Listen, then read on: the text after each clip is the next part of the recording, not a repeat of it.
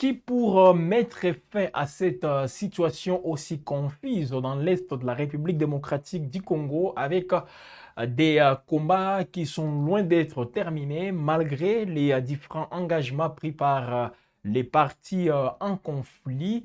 Concernant les cessez-les-feux, mesdames et messieurs, les hostilités sont en tout cas loin d'être terminées. On en parle une fois de plus. Pourquoi? Parce que l'ONU intervient avec la délégation attendue ce jeudi à Goma, capitale de la province du Nord Kivu, aujourd'hui sous contrôle de l'AFC M23.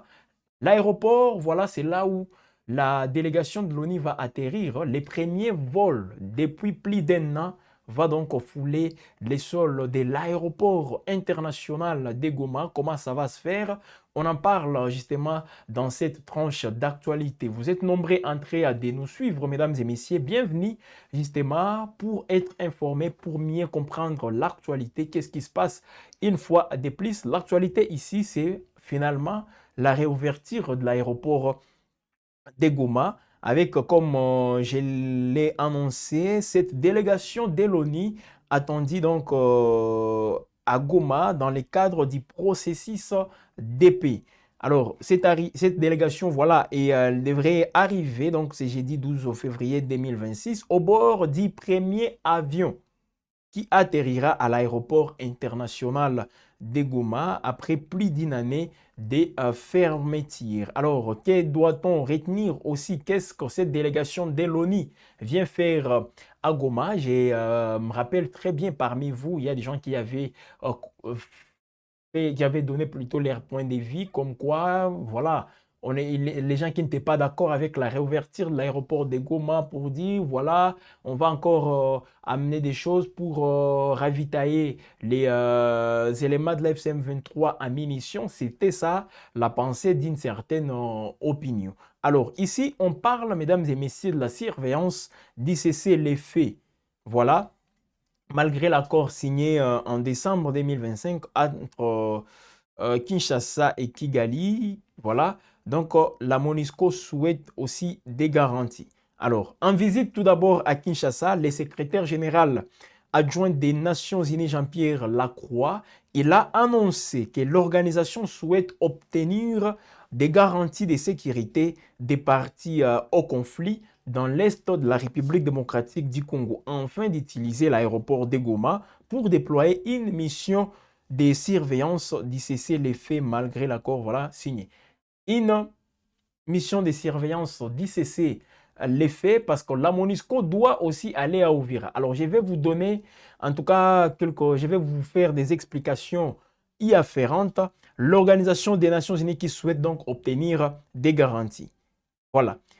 Alors, tout commence avec ces propos du secrétaire général adjoint des Nations Unies, Jean-Pierre Lacroix, concernant l'Est de la République démocratique du Congo. Cette partie, toujours déchirée par des conflits depuis plus de 30 ans, est en proie depuis fin 2021 à la résurgence du groupe armé, du groupe politico-militaire AFC M23. Alors, il y a eu beaucoup de signatures intervenues. Alors, ici, la MONUSCO veut se rassurer ou l'ONU veut obtenir des garanties. Voilà déjà aujourd'hui, on annonce une délégation de cette mission onusienne qui va donc venir à Goma, justement selon Jean-Pierre Lacroix, pour donc se rassurer des garantie sécuritaire, voilà, c'est rassurer de tous ces éléments. Pourquoi? Parce que même pour le déploiement de la mission des Nations Unies à Ouvira, cette mission qui devra, ou disons, qui va jouer un rôle aussi très crucial concernant les cessez-le-feu, partira de Goma jusqu'au niveau, voilà, dans les sites Kivu. Alors voilà pourquoi on veut à tout prix que l'aéroport de Goma soit opérationnel.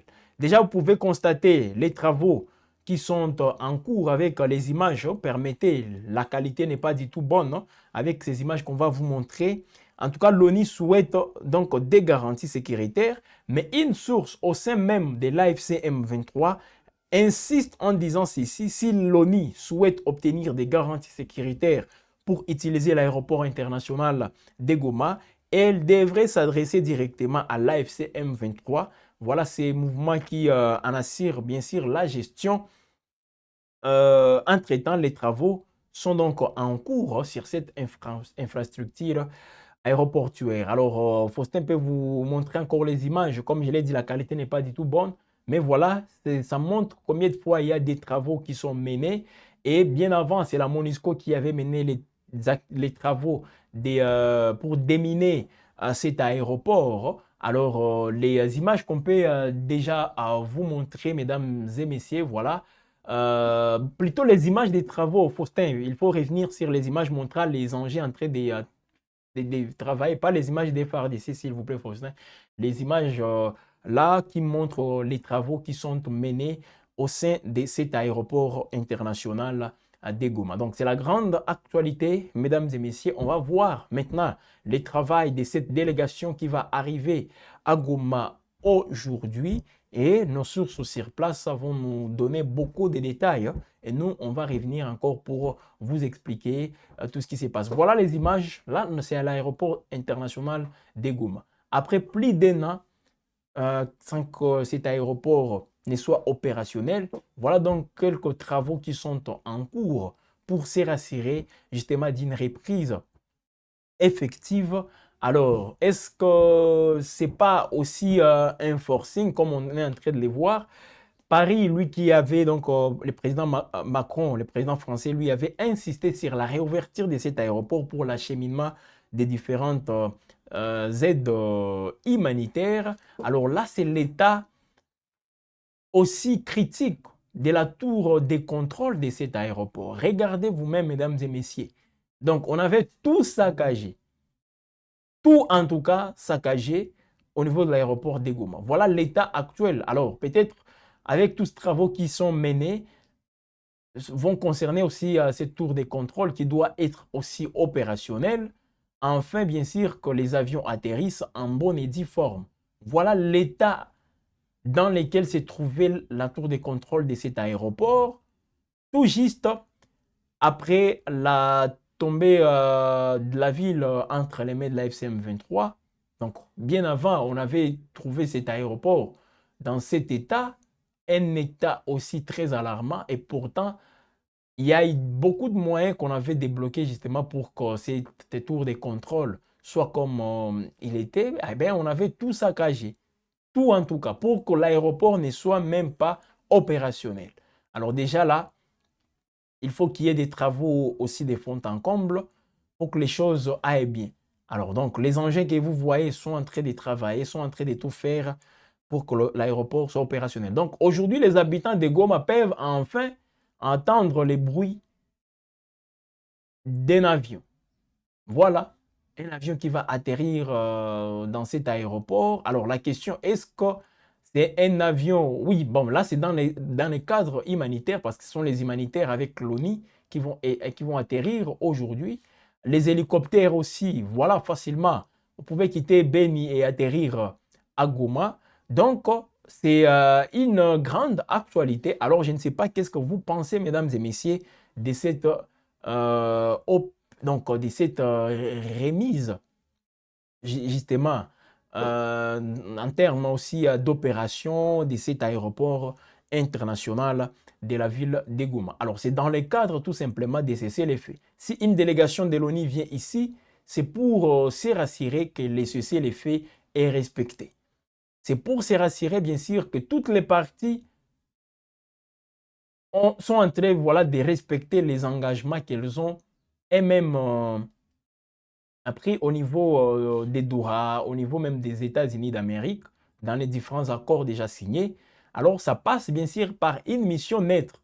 Alors là, la MONUSCO revient encore dans sa neutralité, bien que pour l'AFCM 23, ils ont du mal à voir la MONUSCO comme une force neutre. Pourquoi? Parce que la MONUSCO, elle avait participé aux opérations contre l'AFCM 23 aux côtés des forces armées de la République démocratique du Congo. Mais c'est cette force qui va jouer le rôle, qui va donc s'assurer d'un respect aussi total du cessez-le-feu. Tout d'abord à Uvira, parce que Uvira aujourd'hui concerné avec tout ce que l'AFCM 23 a formulé comme alerte, comme quoi à Uvira, les Ouazalendo sont en train de se comporter mal, sont en train de s'apprendre même à la population. Alors qu'est-ce qui va se passer? Déjà, il faut qu'il y ait une force neutre. Il va donc surveiller tout ça, non seulement la surveillance, mais surtout protéger les civils. La MONUSCO revient encore, et pourtant cette MONUSCO n'était plus là-bas au niveau du site Kivu, Uvira principalement, la MONUSCO n'était plus là. Avant même que l'AFC M23 ne prenne les contrôles de la ville, la MONUSCO n'était pas dans la ville. Mais déjà là, elle est de retour pour une mission aussi, je dirais, spéciale. Alors ça passe aussi par justement cette, comment dire, cette opérationnalisation, voilà, de l'aéroport de Goma. Il faut que l'aéroport de Goma fonctionne pour que les différents vols avec la MONUSCO aussi soient exécutés comme il faut. Voilà la grande actualité, mesdames et messieurs, et pour nous, c'est très important d'en parler. Pourquoi? Parce que ça concerne les cessez-le-feu. On a aussi annoncé une date pour le 18, et là, c'est avec le processus de Luanda. On a annoncé, donc à l'issue des discussions menées récemment entre Félix Tshisekedi, Faure Gnassingbé, Olusegun Obasanjo, et le président angolais Joao Lourenço, une date a même été fixée. Le 18 de ce mois de février, le cessez-le-feu doit être respecté par toutes les parties. Alors, l'AFC M23 qui a directement dénoncé cela parce qu'il dit qu'il n'a pas été consulté. Voilà. Il y a même un article que vous pouvez lire sur wab-info.com où on détaille, mesdames et messieurs, tout ce qui est dénoncé. Et surtout là, c'est la communication de la présidence angolaise qui explique justement tous les détails. L'AFC M23 a dans la foulée réagi disant qu'il n'a pas été consulté. Un cessez-le-feu doit concerner les FARDC, donc la partie congolaise et la partie AFC M23. Donc l'AFC M23 dit qu'il n'a pas été consulté.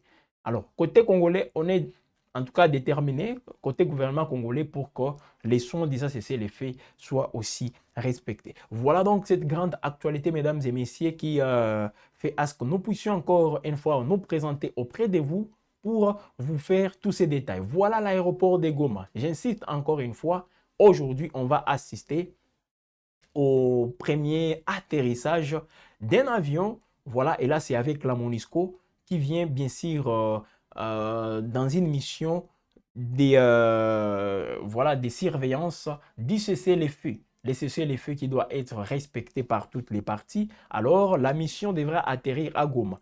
On ne passe pas par le Rwanda pour venir à Goma. Directement par l'aéroport. Et puis, voilà ce que ça donne. La MONUSCO, une fois de plus, aux avant-postes.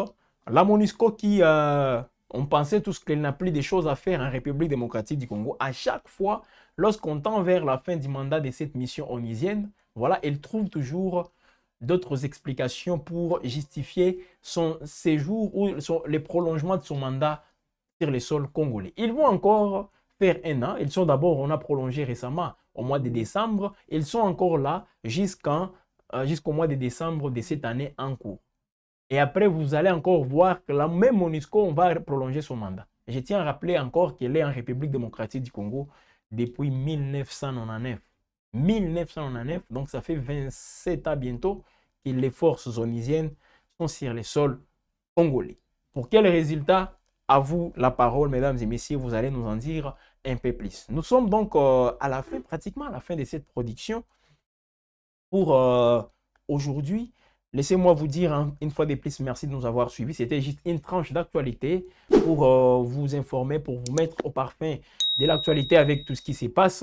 Et voilà, donc restez connectés pour d'autres actualités qui vont intervenir tout au long de la journée avec WAB Info Télévision. L'actualité, c'est nulle part ailleurs que sur WAB Info Télévision.